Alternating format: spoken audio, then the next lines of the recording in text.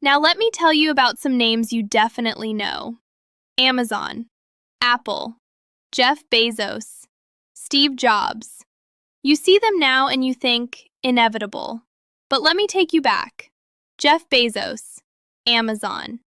The year is 1994. Jeff Bezos quits his high-paying Wall Street job to sell books on the internet. Books on the internet. His parents invested $250,000 of their life savings, and he told them there was a 70% chance they'd lose everything.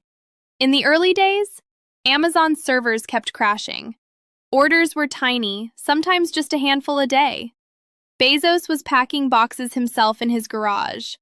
Money was so tight he held meetings at Barnes & Noble because he couldn't afford an office. He was sleeping 4 hours a night.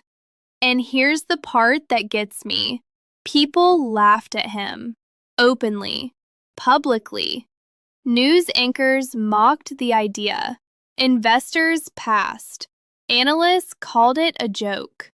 One famous TV interview from 1999, the host couldn't even hide his smirk when asking Bezos about selling books online. Bezos just smiled. Because he knew something they didn't. He wasn't building a bookstore. He was building infrastructure for the future. Today, Amazon is worth $1.5 trillion. Jeff Bezos became the richest person on the planet. But in 1994, he was just a guy in a garage that everyone laughed at. Remember that the next time someone doesn't take your dreams seriously. So let me ask you something. If Steve Jobs can get kicked out of Apple and come back to build a $2 trillion empire, if Jeff Bezos can get laughed at on national television and become the richest person alive, what makes you think your setback is the end? It's not the end. It's the invisible phase. And the invisible phase is where legends are made.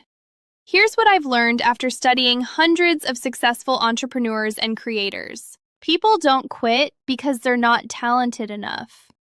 Can you keep going when no one is clapping?